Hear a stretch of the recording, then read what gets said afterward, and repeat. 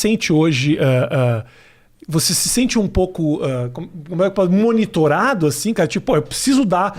Eu não posso sair de um restaurante, por exemplo, eu sou desligado. Outro dia eu saí do restaurante, não paguei a conta. Aí o cara veio atrás de mim. O senhor não pagou a conta, Rafinha? Eu não paguei, ele riu, eu sou comediante. Essa é a diferença, entendeu? Tem uma diferença grande. E aí? Não, olha, eu esqueci, eu sou político. O cara vai, não, imagina. Mas você fica um pouco preocupado com isso? Não, eu cara? acho que tem. Assim, acho que quem tem vida pública, ainda mais nesse momento do Brasil, assim, eu sou muito cuidadoso com tudo, enfim, não dá. Eu tenho muito tempo de vida pública, nunca tive nenhuma denúncia, nada, zero, não tem nenhuma... Você pode discordar de ideias, mas ninguém pensa que eu faço tal coisa errada. Isso para mim é muito importante, é muito sagrado. Mas aí é evidente, você tem que se cuidar demais. Isso é uma conversa com meus filhos, cara, não é só a mim. Né? Eu tenho 2 filhos e eu falo com eles, são adultos já, e eu falo, vocês são meus filhos, pro bem e pro mal. Sim, né? sim. Então não dá, assim, não dá para qualquer outra, não, mas eu fiz tal coisa, tá bom, mas é meu filho, a repercussão será essa, tem que ter juízo, tem que ter consciência, e isso é muito sagrado, né? Dentro de casa, na família, é vida pública, enfim. Então eu não reclamo disso não, acho que é isso, é o jogo. Né? Você, Freixo, já sofreu provavelmente uma série de ameaças, mas alguma que realmente te deu medo de tipo, olha, essa me parece que não é só um louco me mandando um telefonema aqui. Você já teve medo mesmo pela tua vida? Eu acho que medo a gente tem sempre, porque muita gente confunde, Rafinha, assim. Você tem coragem, então porque você não tem medo. A primeira coisa que eu queria dizer é o seguinte, a coragem só serve para quem tem medo, né? O cara que é corajoso sem medo, ele é só um idiota, né? É um valentão. A coragem tem que ser um instrumento para você superar o medo e não deixar isso paralisar ou acabar com a sua vida. Então, em primeiro lugar, é assim que eu olho para o medo e para a coragem, né? Coragem não é uma coisa de valente nem de herói. A coragem é apenas uma forma de você reagir a determinado medo que você sente. Por que eu fui ameaçado? Não sei se todo mundo que está assistindo a gente tem essa clareza, né? Não é porque eu estou devendo a agiota, né? Não é porque eu peguei uma mochila, né? Não tem nada disso. Seria um bom motivo para uma ameaça. Deixar muito claro isso. Né? Na verdade, eu fui deputado estadual no Rio, eu presidi a CPI das milícias em 2008, né? Lá se vão alguns anos.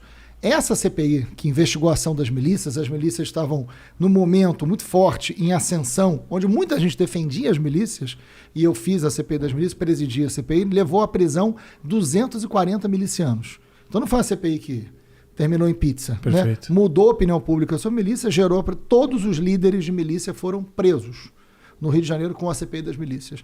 Então, a partir daí, eu fui muito ameaçado e não estou reclamando, sabia que isso ia acontecer e cumpri o meu papel. Fiz outras CPIs pesadas, tráfico de armas e tráfico de munições.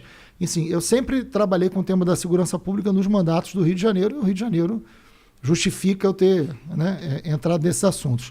E isso gerou muita ameaça. Sempre foi uma situação muito grave, porque eu estou tratando de crime organizado. Estou tratando de máfia. Eles são capazes de fazer isso.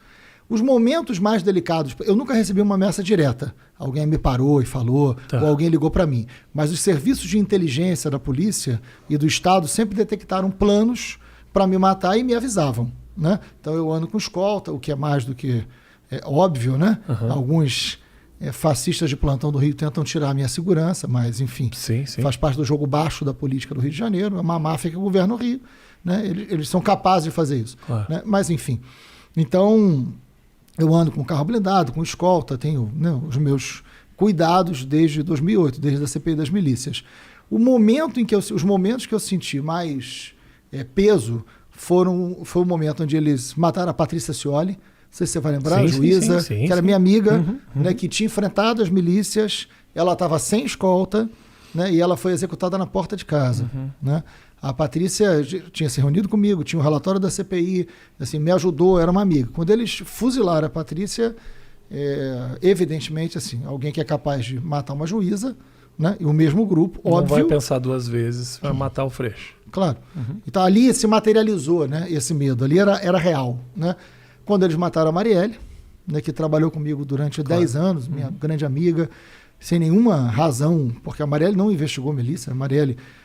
enfim, não tinha a Marielle não tinha segurança porque não tinha nenhuma ameaça, não tinha nada que justificasse. Era uma vereadora muito bem votada, uma pessoa muito querida. E foi executada brutalmente. Aliás, mais de 3 anos, até agora a gente não sabe quem mandou matar, o que é muito grave. Né? Então, nesses momentos onde você vê do que esses caras são capazes, esses momentos dão um peso maior. Mas nada que me faça me arrepender ou recuar. Não tem recuo. Agora, que eu convivo com esse medo e esse medo me gera cuidado e a coragem no sentido de não me paralisar. Porque o que eles querem é que eu pare, que eu desista, que eu vá embora. Né? O medo tem uma razão que eles tentam fazer você sentir. Em 2006, durante a campanha, a milícia matou meu irmão. Né? Irmão de pai e mãe. Né? Irmão do meio, né? O Renato. Tinha 34 anos na época. Ele, meu irmão. Deixou 2 filhas pequenas. Era um cara politicamente ativo? Não, cara. Ele não tinha nada a ver com política. Ele tinha comprado um apartamento na Caixa Econômica Federal, um apartamento desses financiados pela Caixa, né? Que os setores populares... Eu venho de família muito humilde, né? Periférica, né? Da periferia de Niterói. Meu irmão casado comprou um apartamento num conjunto habitacional e no centro de Niterói. E, enfim, Caixa Econômica Federal. E ele se tornou síndico do condomínio junto com alguns amigos que compraram naquela possibilidade. Tinha uma série de coisas erradas no condomínio. Lá em casa a gente sempre foi muito, né, correto. Meu pai foi camelô com 9 anos de idade, foi padeiro com 12, né, e virou inspetor de colégio. Né, que é essa figura de... Ficava no pátio, simpático, sabia lidar com todo mundo. Mas meu pai só sabia escrever praticamente o nome, uma pessoa muito humilde. Mas educou a gente com um rigor muito grande dessa coisa de, tem que ser certo, né? Assim, a humildade dele foi um pai espetacular. E meu irmão era muito correto. E aí ele foi moralizar o condomínio. Né? Falou, o que está errado, transparência, vai ter que ser assim. E um dos problemas era a segurança do condomínio, que era feita por um grupo de policiais de forma irregular. Meu irmão chamou os policiais, meu irmão e os outros chamaram, falaram, vocês vão ter que abrir uma empresa, essa empresa vai ser contratada, vai ter um contrato, tudo dentro da lei. Não queremos. Eu falei, não há possibilidade de continuar da forma que está. Né? Vai ser feito dentro da lei. Se vocês não fizerem, eu vou mandar embora, vou pagar todos os direitos e vou contratar uma empresa. Dito e feito, os caras entraram na justiça e perderam. Alguns dias depois, meu irmão foi assassinado. Ai, caralho. Isso é quantos anos era que ele tinha? Meu irmão tinha 34 anos, foi em 2006. E você tinha quantos anos na época? Eu sou 5 anos mais velho que meu irmão, então eu ia... 39 anos. 39. Não, na verdade eu tinha 40 e ia fazer 41. Ah. Perdão, meu irmão tinha 34, eu tinha 39 fazendo 40, exatamente. E aí eu enfim... Eu olhei para aquilo e falei, olha, não dá, minha família, que é um pai e uma mãe enterrar um filho, né? Então eu lembro muito, né, de que eu recebi a notícia de que meu irmão tinha sido baleado. Eu fui para o hospital correndo, eu e meu outro irmão, eu tenho irmão caçula.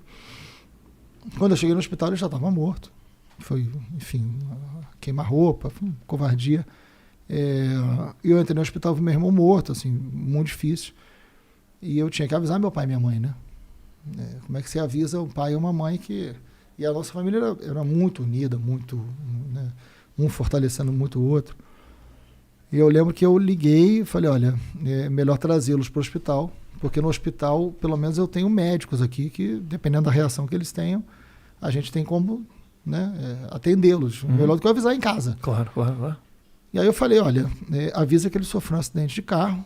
Né, isso eu inventei na hora. Né? Avisa que ele sofreu um acidente de carro, estão no hospital para eles virem para cá. Poder trazer eles para o hospital. Né, para trazê-los para o hospital. Foi o que eu pensei na hora. E aí né, os amigos e tudo trouxeram. Quando eles chegaram, eu já tinha avisado aos médicos, já tinha uma equipe médica esperando. A minha mãe foi muito forte, né, como é. Como, aliás, as mulheres são muito mais fortes do que os homens nesses momentos. Né? Meu pai desmontou, né, e olhou para mim e falou assim, mas o que houve? E aí eu tive que falar a verdade, né? Eu falei, não foi acidente de carro, né? Ele foi assassinado. Aí você imagina uma família humilde, né? Que superou uma série de situações, assim, né? Que trabalhou a vida inteira, que deu educação para os filhos. Enterrar um filho, assim, pela violência, né? Então eu sei que é essa dor que tantas famílias do Rio e do Brasil sentem, né? A dor de perder alguém para a violência é muito inaceitável, não há conforto. E aí meu pai me segurou e falou o seguinte, não é possível, eu nunca dei um tapa num filho meu. Né? Quando meu pai falou isso, ele falou, ninguém pode matar meu filho, eu nunca dei um tapa no meu filho. Né?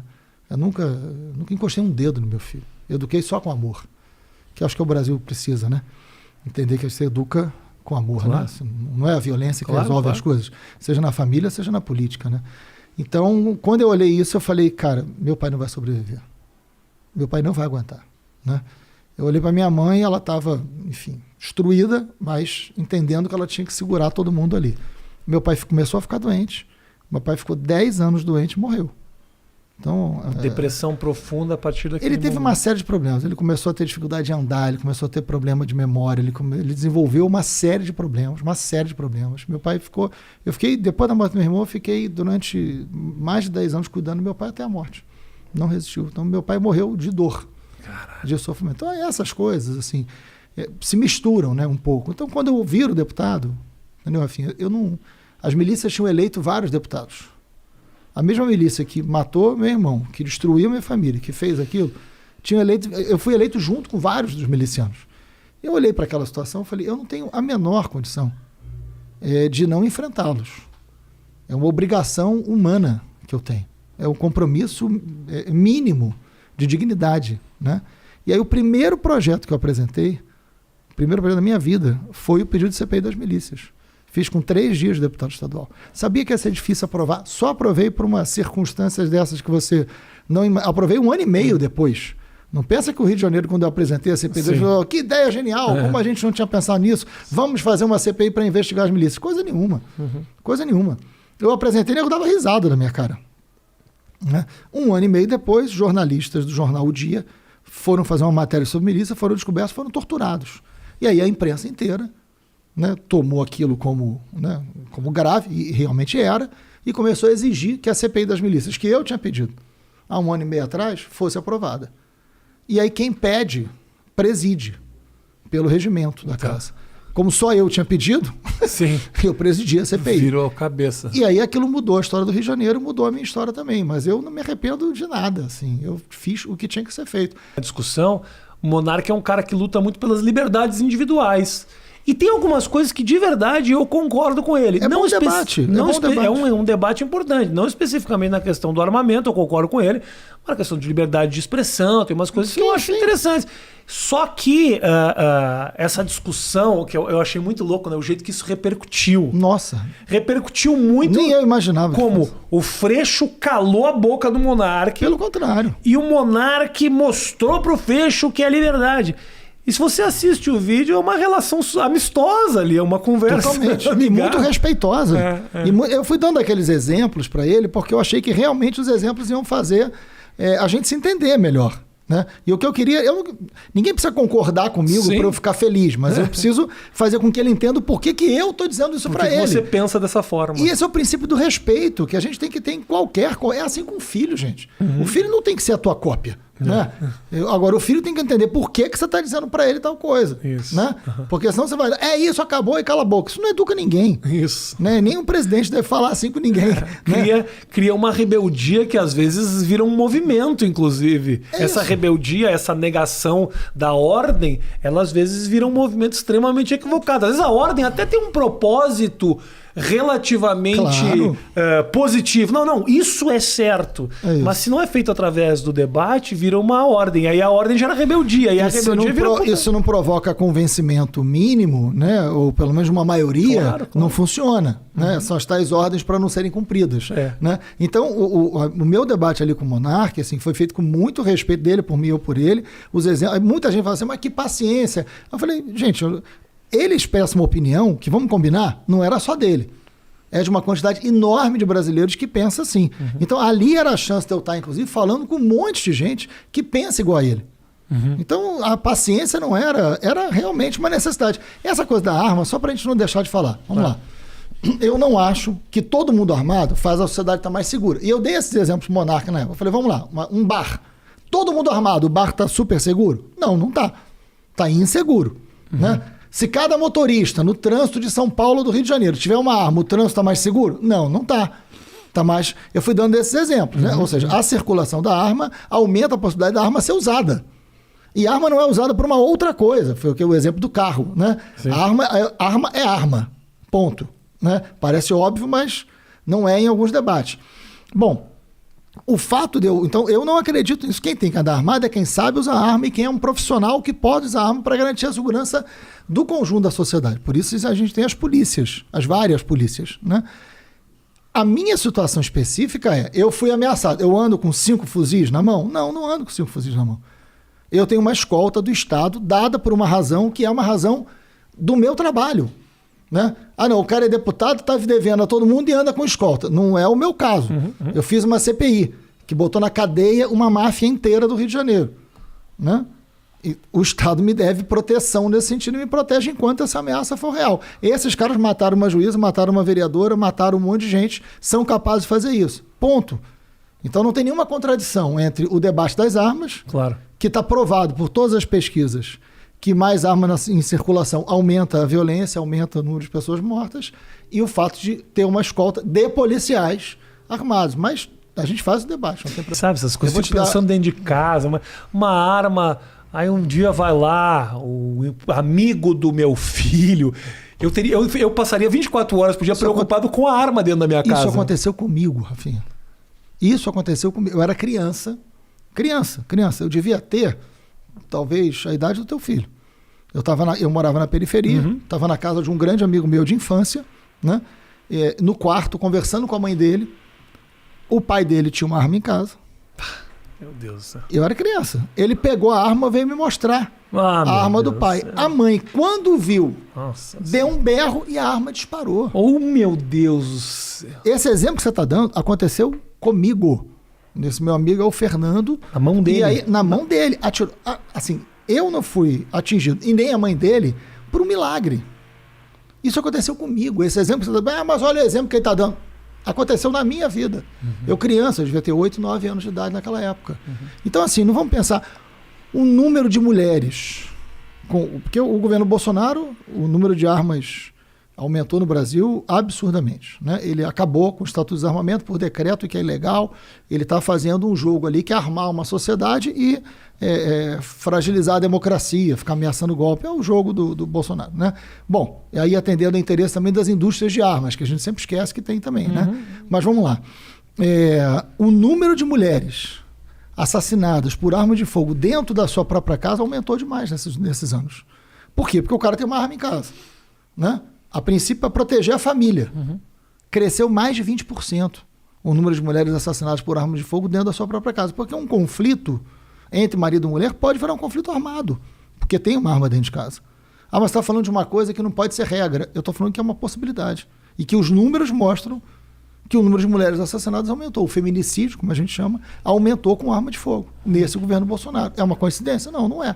É uma consequência direta da ideia de você ter muita arma. Vamos voltar ao papo só ali para a gente finalizar das milícias. Vamos. A CPI descobriu alguma ligação direta das milícias com a família Bolsonaro? Vamos lá, isso é importante. Não, a CPI das milícias foi em 2008. A CPI das milícias conseguiu identificar quem eram os principais milicianos, todos os seus líderes. Então, 2008. Não, 13 anos atrás. Exatamente. Foi em 2008 a CPI. A gente identificou quem eram os milicianos, onde eles estavam, como funcionava a economia das milícias, o seu projeto político, quem era eleito com influência da milícia, isso tudo, o relatório da CPI, eu vou te mandar, é muito didático. Infelizmente, é um relatório que está valendo para explicar muita coisa nos dias de hoje. E nós fizemos 58 recomendações para você fragilizar a milícia, porque não era só prender. Prender é importante, mas em qualquer lugar do mundo, máfia, você não resolve só prendendo. Prende um, outro Você sobe, tem que né? tirar a grana dos caras. Onde é que eles ganham dinheiro? Eles ganham dinheiro no controle do gás, no controle da internet, no domínio do território. Você tem que ir na grana. Crime organizado é crime que tem dinheiro. O crime organizado não é o crime mais violento. O crime organizado é o que tem poder. E milícia elege gente. Aí entra uma outra categoria, que é os caras que se beneficiam da milícia, não necessariamente sendo donos da milícia. E aí entra a família Bolsonaro. E aí eu vou dar fatos. O bolsonarista que estiver assistindo a gente, que fala assim, olha, absurdo. Então, fatos. Eu não acho, sinceramente, eu duvido muito que eles me assistam. Enfim. Né? Raríssimos são as mensagens que eu recebo.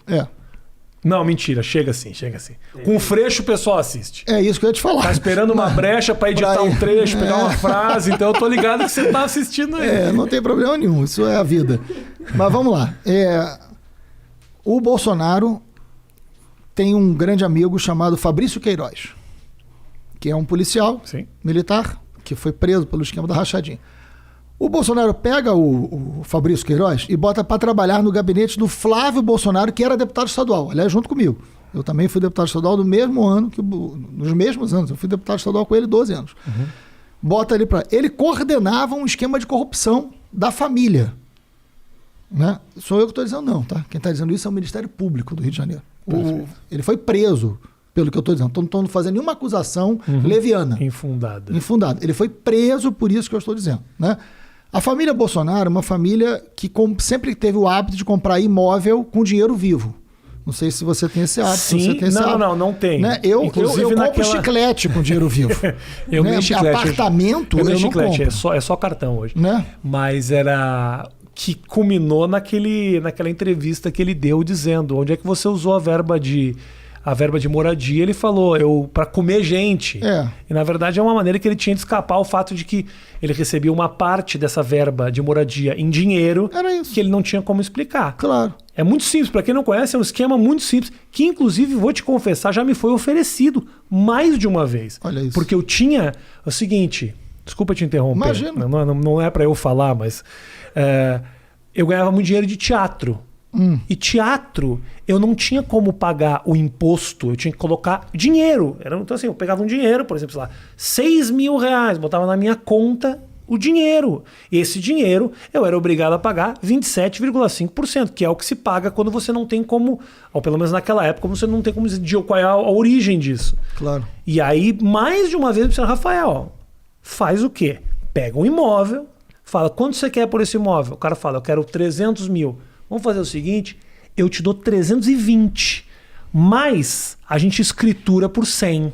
Claro. O resto, os outros 200, eu te dou em dinheiro e você gasta com as tuas coisas. É muito simples. É exatamente uma isso. maneira de lavar dinheiro. Que eu acredito, eu não quero fazer nenhuma acusação aqui para não me derrubar juridicamente, mas supostamente foi o que foi feito ali. E no caso da família Bolsonaro, da onde vem esse dinheiro vivo? Do esquema da rachadinha. Que a família inteira está envolvida. Por exemplo, a filha do próprio Fabrício Queiroz estava nomeada no gabinete do Jair Bolsonaro, deputado federal. Perfeito. Né? Ela era personal trainer de diversas academias no Rio de Janeiro, enquanto estava nomeada no gabinete de Brasília. 80% do salário dela era depositado na conta do pai. Mas é muito amador o esquema, na verdade. Eles não tentam nem esconder o negócio, já vai direto... É óbvio que ela não trabalhava, ficava com uma grana para o nome estar lá para não fazer nada, e o dinheiro ia para o esquema da rachadinha. Isso tem dezenas de pessoas que estavam nesse esquema, no gabinete do Carlos, no gabinete do Flávio e no gabinete do Jair. Nos três. Eu acho que outro dia descobriram alguém que sequer sabia que estava no esquema. Só o nome da pessoa. Não, tá? O gabinete do Carlos Bolsonaro, né, o Carluxo, que é vereador da cidade do Rio de Janeiro, tinha um monte de gente que morava em Resende, que é outro município, e que não vinham na cidade. E quem era chefe de gabinete que comandava isso era ex-mulher do próprio Jair. E que tinham 8 parentes nomeados nesse gabinete e que moravam em outra cidade. Sim. Então o esquema assim é primário. Primário? É primário. Até porque eu acho que ele nunca imaginou que fosse virar presidente, nem nós, né? Mas infelizmente virou. Agora, a questão é, então fizeram as coisas, né, como se um dia não fossem ser investigados, virou presidente, são investigados, e aí é muito fácil. E é com esse dinheiro, quem está dizendo isso é o Ministério Público, não sou eu. Eu apenas estou te contando o que o Ministério... O promotor disse que o Carlos Bolsonaro é chefe de uma quadrilha. Não fui eu, é chefe de crime organizado. Não fui eu que falei isso. Eu apenas concordo. Agora, e eu faço apenas questão concordo, de divulgar. E eu divulgo. Né? Agora, não sou eu que estou dizendo. Agora, o que é... Bom, entre esses, onde é que eu quero chegar com essa história toda? Primeiro, vai dizer que tem corrupção e que não tem nada de nova política nessa família. São corruptos, compram esquema de rachadinha, dinheiro, não tem como explicar, vai acabar a presidência, vão ser presos. Ponto, falei. Agora, a questão é outra. Onde é que entra a milícia nessa história? O Fabrício Queiroz serviu junto com o Adriano da Nóbrega. Parênteses, quem é Adriano da Nóbrega? Chefe do escritório do crime, ligado às milícias, matador que foi morto há pouco tempo pela polícia da Bahia, fugindo da Polícia Civil do Rio de Janeiro. Né? Miliciano. O Adriano da Nóbrega e o Fabrício Queiroz respondiam juntos a um homicídio. Lá atrás. né? O Adriano da Nóbrega tinha empregado no gabinete do Flávio Bolsonaro a sua ex-mulher e a sua mãe. E que não trabalhavam e estavam no esquema da rachadinha. O Adriano da Nóbrega foi homenageado pelo Flávio Bolsonaro com a medalha Tiradentes, que é a comenda. E ele não foi receber porque ele estava preso. Ah, meu Deus. Quando a medalha foi aprovada. E a medalha foi entregue dentro da cadeia. O Adriano da Nóbrega, quando foi preso, o Jair Bolsonaro, deputado federal, fez um discurso no plenário da Câmara dos Deputados a favor do exemplar policial Adriano da Nóbrega, que algum tempo depois foi expulso da PM por relações com o jogo do bicho. Então, eu estou falando fatos. O Adriano da Nóbrega tinha mãe e tinha ex-mulher? Tinha. Estavam empregados no gabinete do Flávio Bolsonaro? Estavam. Trabalhavam? Não. Estavam no esquema da rachadinha? Estavam. O Adriano da Nóbrega era amigo do Fabrício Queiroz? Era. Foi homenageado pelo Flávio Bolsonaro? Foi. O Adriano da Nóbrega, todo mundo sabe que era miliciano, matador, dono de milícia, dono de vários esquemas? Sim. Então, volto à tua resposta, né, com a resposta para a sua pergunta original. Tem relações entre a família Bolsonaro e a milícia? Tem. Ah, mas ele é dono de milícia? Não. Mas o Bolsonaro propõe ao Brasil uma